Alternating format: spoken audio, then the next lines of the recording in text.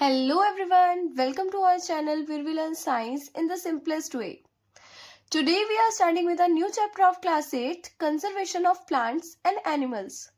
तो इस चैप्टर में हम स्टडी करेंगे कि हम कैसे प्लांट्स और एनिमल्स को कंजर्व करके रख सकते हैं. ठीक है, सबसे पहले देखो कि कंजर्वेशन वर्ड का मतलब क्या है. देखो, कंजर्वेशन वर्ड का सिंपली मतलब है कि किसी भी चीज को संभाल के रखना. ठीक है, कि किसी भी चीज को सेव करके रखना, उसको कंजर्व करके रखना. ठीक है, अब जैसे यहाँ चैप्टर का नाम है conservation of plants and animals, तो यहाँ पे हम किस चीज की कंजर्वेशन करेंगे? यहाँ पे हम कंजर्वेशन करेंगे प्लांट्स और एनिमल्स की. अब प्लांट्स और एनिमल्स को हम कैसे कंजर्व कर सकते हैं, उनको हम कैसे सेव कर सकते हैं? ठीक है, तो उनकी हम केयरफुल मैनेजमेंट करके प्लांट्स और एनिमल्स को हम सेव कर सकते हैं. ठीक है, उनको कंजर्व करके रख सकते हैं. ठीक है, अब उनकी केयरफुल मैनेजमेंट कैसे करेंगे कि उनकी डिस्ट्रक्शन होने से हम बचा सकते हैं. डिस्ट्रक्शन का मतलब उनको खत्म होने से हम बचा सकते हैं. ठीक है, उनकी एक्सप्लॉयटेशन हम रोक सकते हैं. एक्सप्लॉयटेशन का मतलब उनको बर्बाद होने से हम रोक सकते हैं और उनको नेग्लेक्ट ना करके, ठीक है, हम उनको कंजर्व कर सकते हैं. नेग्लेक्ट का मतलब क्या है? उनको इग्नोर ना करके. ठीक है, कंजर्वेशन क्या है? It is the careful management of natural resource. Natural resource का मतलब जो हमें नेचर से मिल रहे हैं. ठीक है, टू प्रिवेंट देयर डिस्ट्रक्शन, उनकी डिस्ट्रक्शन से बचाएंगे, एक्सप्लॉयटेशन और नेग्लेक्ट होने से बचाएंगे. ठीक है, अब देखो सेकंड है बायोडाइवर्सिटी. देखो, बायोडाइवर्सिटी अब क्या है? बायोडाइवर्सिटी जो है वो दो वर्ड से मिलके बना हुआ है, एक बायो और दूसरा है डाइवर्सिटी. ठीक है, यहाँ पे देखो बायो का मतलब है लिविंग और डाइवर्सिटी का मतलब है वैरायटी. ठीक है, तो बायोडाइवर्सिटी का मतलब क्या हो गया कि लिविंग थिंग्स में कितनी वैरायटी है. ठीक है, लिविंग थिंग्स में जितनी भी वैरायटी है एक पर्टिकुलर एरिया पे, उसी को हम क्या बोलते हैं? बायोडाइवर्सिटी बोलते हैं. ठीक है, it refers to the variety of different plants and animals and other living organism found in a particular region और एनवायरमेंट. ठीक है, तो बायोडाइवर्सिटी क्या है? मतलब डिफरेंट डिफरेंट प्लांट और डिफरेंट डिफरेंट एनिमल्स की वैरायटी एक पर्टिकुलर प्लेस पे, उसी को हम बायोडाइवर्सिटी बोल रहे हैं. ठीक है, अच्छा यहाँ पे अदर लिविंग ऑर्गेनिज्म लिखा हुआ है, इसका क्या मतलब है? अदर लिविंग ऑर्गेनिज्म का मतलब है जो कुछ कुछ माइक्रो ऑर्गेनिज्म होते हैं ना, वो. ठीक है, मतलब कुछ कुछ माइक्रो ऑर्गेनिज्म के डिफरेंट डिफरेंट टाइप्स. ठीक है, या डिफरेंट डिफरेंट प्लांट्स और डिफरेंट डिफरेंट एनिमल्स जब हमें एक पर्टिकुलर रीजन में मिलते हैं, एक एनवायरमेंट में मिलते हैं, तो उसी को हम बोलते हैं बायोडाइवर्सिटी. ठीक है, नेक्स्ट देखो डिफॉरेस्टेशन क्या होता है. डिफॉरेस्टेशन का मतलब होता है it means clearing of the forest and using that land for other purposes. ठीक है, देखो मतलब कि किसी भी लैंड को क्लियर कर देना, किसी भी फॉरेस्ट को क्लियर कर देना और उसको अपने पर्पस के लिए यूज करना. मतलब हम ना किसी जंगल के सारे पेड़ों को काट रहे हैं और उस जंगल को हम अपने पर्पस के लिए यूज कर रहे हैं, मतलब अपने काम के लिए यूज कर रहे हैं.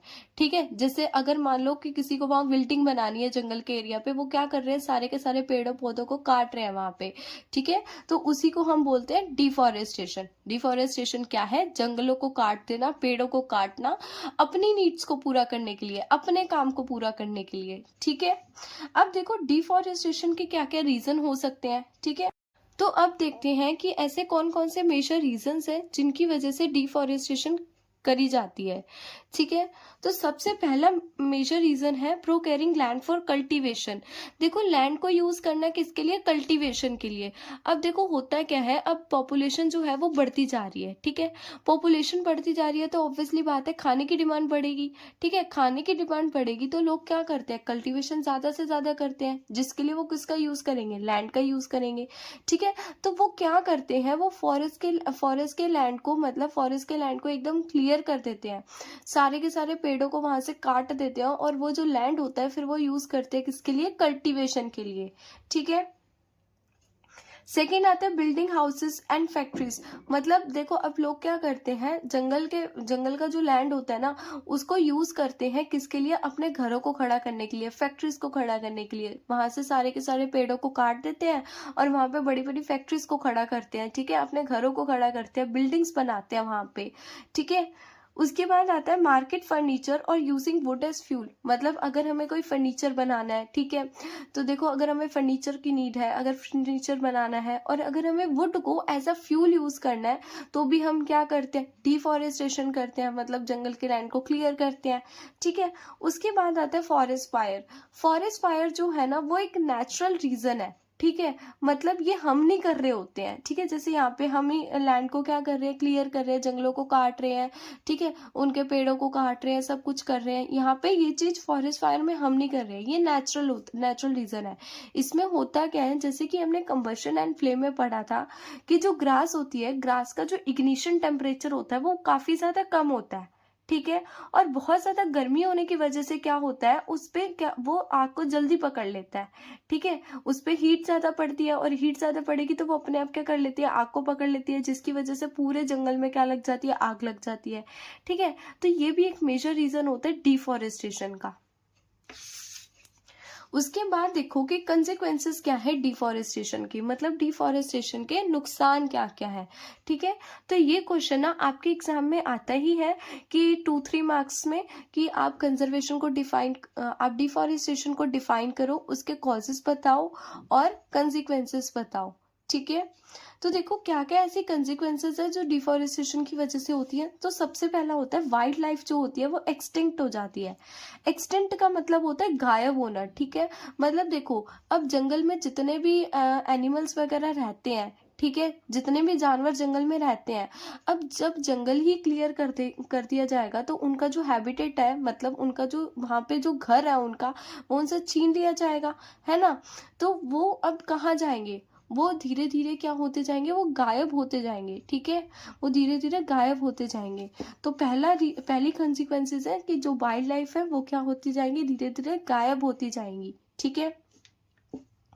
सेकंड है, अब देखो पेड़ ही नहीं होंगे तो वहां पे क्या पड़ जाएगा, सूखा पड़ जाएगा, ना तो वहां पे बारिश होगी, क्योंकि हमने पढ़ा था कि जो पेड़ होते हैं वो क्या करते हैं, वो वाटर साइकिल को मेंटेन करके रखते हैं, ठीक है, जिसकी वजह से जो रेनफॉल होएगी वो भी क्या होएगी, कम होएगी, ठीक है। और वहां पे क्या हो जाएगा, सूखा पड़ जाएगा, ठीक है। तो ये दूसरी कंसिक्वेंसेस होगी, ड्रॉट हो जाएगा वहां पे।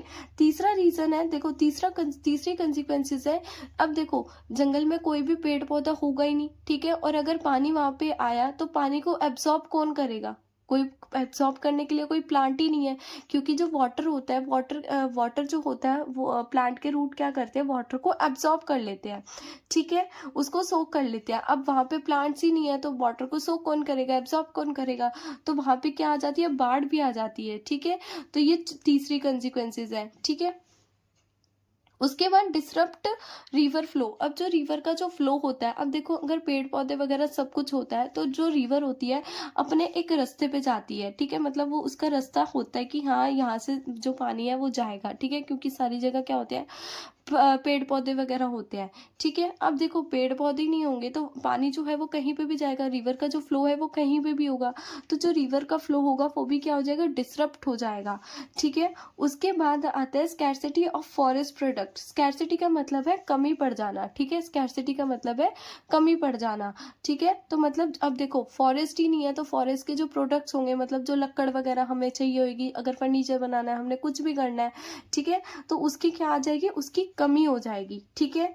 अब देखो अब फॉरेस्ट नहीं होंगे, देखो फॉरेस्ट में जो प्लांट होते हैं वो क्या करते हैं, कार्बन डाइऑक्साइड को अपने अंदर लेते हैं, ठीक है। तो कार्बन डाइऑक्साइड को अपने अंदर अगर कोई प्लांट लेगा ही नहीं, मतलब प्लांट्स ही नहीं होंगे, तो कार्बन डाइऑक्साइड की एटमॉस्फेयर में जो अमाउंट है वो बढ़ती जाएगी, जिसकी वजह से क्या हो जाएगी, ग्लोबल वार्मिंग हो जाएगी, ठीक है। उसके बाद आता है डिसर्टिफिकेशन।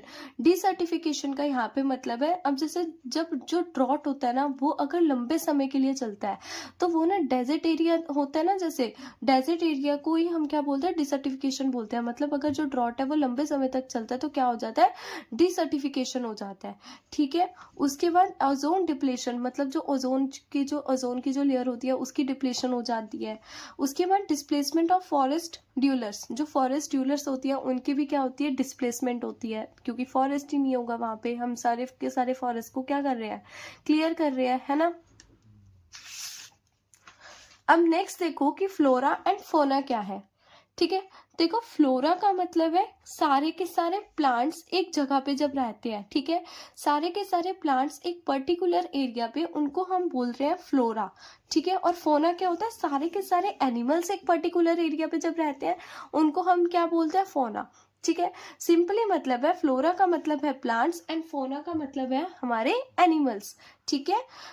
Flora means the plant naturally occurring in a particular area, ठीक है, एग्जाम्पल जैसे जामुन, नीम, ये सब। फौना क्या होती है, means animals naturally living in a particular area, मतलब जो एनिमल्स होते हैं एक पर्टिकुलर एरिया पे रहते हैं, जैसे टाइगर, लॉयन, वॉल्फ, ठीक है, ये सब। अब देखो हमें क्या करना होता है, इन्हीं फ्लोरा एंड फोना को, मतलब हमें फॉरेस्ट को ना बचा के रखना होता है, हमें वाइल्ड लाइफ को क्या करके रखना होता है, बचा के रखना होता है। वाइल्ड लाइफ का मतलब क्या होता है, जितने भी जानवर, ठीक है, जो जंगलों में रहते हैं, उन सबको हमें क्या करके रखना होता है, कंजर्व करके रखना होता है। अगर हम उनको कंजर्व करके नहीं देखेंगे, ठीक है, तो बहुत ज्यादा क्या होगा, नुकसान होगा, ठीक है, किसको, एटमॉस्फेयर को भी, हमें भी, सबको ही, ठीक है। तो इसके लिए क्या करते हैं, मतलब फॉरेस्ट एंड वाइल्ड लाइफ को बचाने के लिए हमारी गवर्नमेंट ने 3 प्रोटेक्टेड एरिया बना दिए, ठीक है, 3 प्रोटेक्टेड एरिया बना दिए, जिसमें से पहला protected area wild life sanctuary, दूसरा है नेशनल पार्क, तीसरा है बायोस्फीयर रिजर्व, ठीक है। अब इन तीनों के बारे में एक एक करके डिटेल में पढ़ते हैं, ठीक है। अब हम इन तीनों प्रोटेक्टेड एरिया के बारे में एक एक करके डिटेल में पढ़ते हैं, ठीक है। तो सबसे पहले देखो प्रोटेक्टेड एरिया का मतलब क्या है। प्रोटेक्टेड एरिया का मतलब है कि जो भी प्लांट्स और जो भी एनिमल्स उस रीजन में है, उस प्रोटेक्टेड एरिया में है, उनको कोई हार्म नहीं करेगा, उनको कोई मारेगा नहीं, उनका कोई शिकार नहीं करेगा, ठीक है, ये सब। देखो सबसे पहला प्रोटेक्टेड एरिया है wild life sanctuary. Wild life sanctuary, अब देखो वाइल्ड लाइफ सेंचुरी का मतलब ये नहीं कि हम सारे के सारे एनिमल्स को वहां पे भेज रहे हैं कि हम वहां पे सेव करके रखेंगे, ऐसा नहीं है।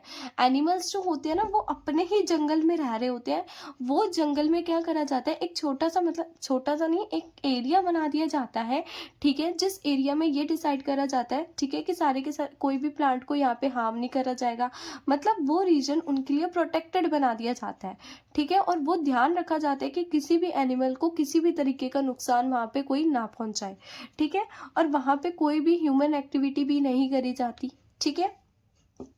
तो वाइल्ड लाइफ सेंचुरी ये है, मतलब हम किसी भी एनिमल को जाके बंद नहीं कर रहे हैं, या वहां पे जाके उसको ये नहीं कर रहे कि हाँ यहाँ पे हम इसको प्रोटेक्ट करके रखेंगे, ऐसा नहीं है।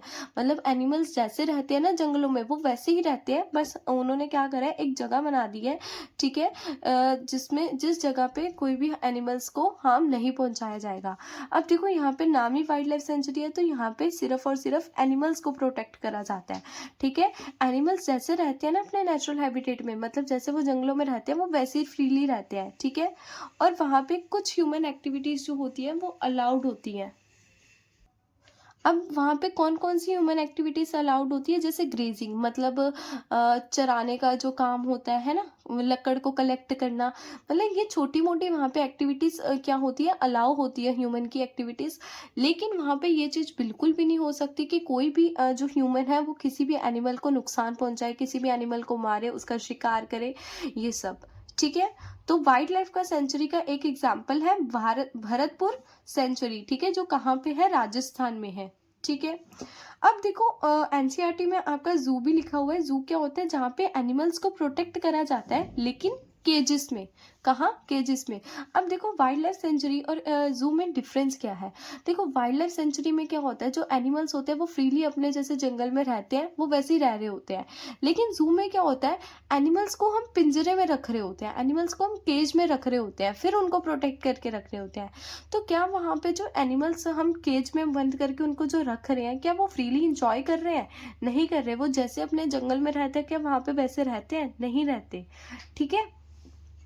तो ये होता है। दूसरा आता है हमारे पास नेशनल पार्क। अब नेशनल पार्क में हम एनिमल्स को भी प्रोटेक्ट करते हैं, हम प्लांट्स को भी प्रोटेक्ट करते हैं, ठीक है।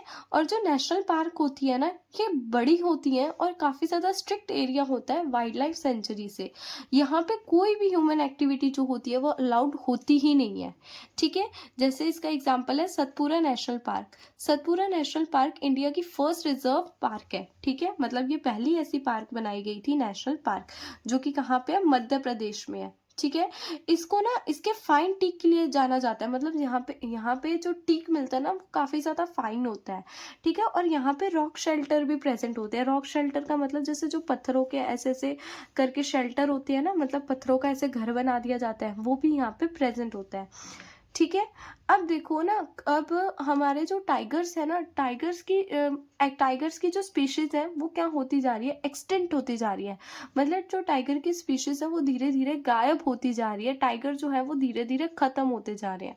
अब गवर्नमेंट ने इन टाइगर्स को क्या करने के लिए प्रिवेंट गवर्नमेंट ने इन टाइगर्स को बचाने के लिए एक प्रोजेक्ट लॉन्च करा जिसका नाम है प्रोजेक्ट टाइगर। ठीक है, जो इंडिया की गवर्नमेंट ने लॉन्च करा ताकि जो टाइगर की जो स्पीशीज है वो बची रहे और टाइगर की स्पीशीज आके ग्रो हो।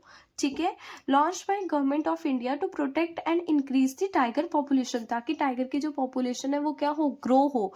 ठीक है, और टाइगर की जो स्पीशीज है वो एक्सटेंट होने से बच जाए। जैसे जो डायनासोर की स्पीशीज जो थी वो एकदम लुप्त हो गई थी अर्थ से। ठीक है, तो वैसा ना हो इसीलिए उन्होंने क्या करा, प्रोजेक्ट टाइगर लॉन्च करा। ठीक है, जो जो कहाँ पे करा, सतपुरा टाइगर रिजर्व। ठीक है, नेक्स्ट आता है biosphere reserve.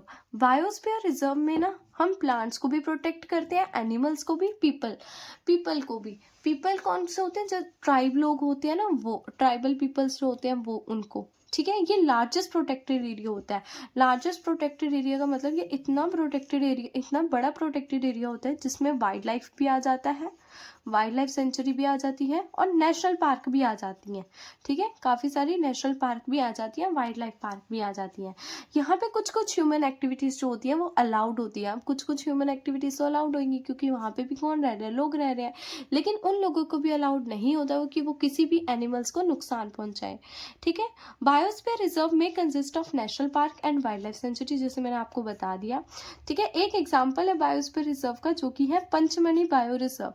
Panchmani bio reserve में ना एक नेशनल पार्क है जिसका नाम है सतपुरा नेशनल पार्क और 2 वाइल्ड लाइफ सेंचुरी है जिनका नाम है बोरी और पंचमणी। ठीक है,